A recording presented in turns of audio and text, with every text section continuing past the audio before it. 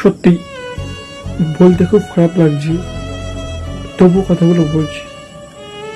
যেখানে মনুষ্য রোগী চিকিৎসার জন্য যায়, সেখানে একজন নারী কিভাবে ধর্ষিত হয়। এতক্ষণে বুঝে গেছেন আমি কোন ঘটনার কথা বলছি।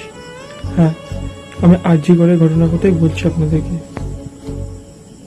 রাজ্যের একটা বড় নামকরা সরকারি হসপিটালে হয়েছে বলে এই ঘটনাটা আমরা সবাই জানতে পারছি। কিন্তু একটু ভেবে দেখেন তো, এরকম কত ঘটনা আমার আপনার ঘরের কোণে আনাচে কানাচে হয়।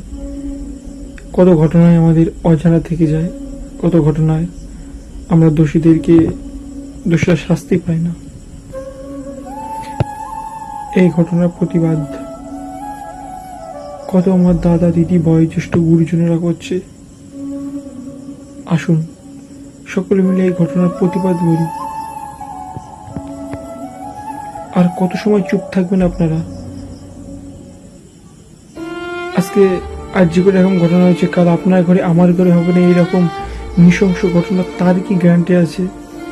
তাই এখন সকল রাজনৈতিক দল ভেদাভেদে আসুন একসাথে প্রতিবাদ করি। মানে এই ঘটনা নিয়মিত বেড়েই চলেছে। একটা রিপোর্ট অনুযায়ী, রিপোর্টে বলা হয়েছে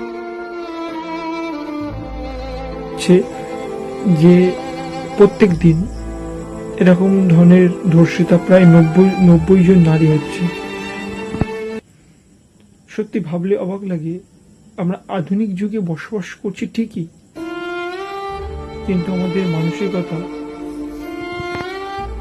আমরা আধুনিক যুগে বসবাস করছি ঠিকই, কিন্তু সমাজের একটা শ্রেণীর মানসিকতা বা মেন্টালিটি পশুর থেকে অধম।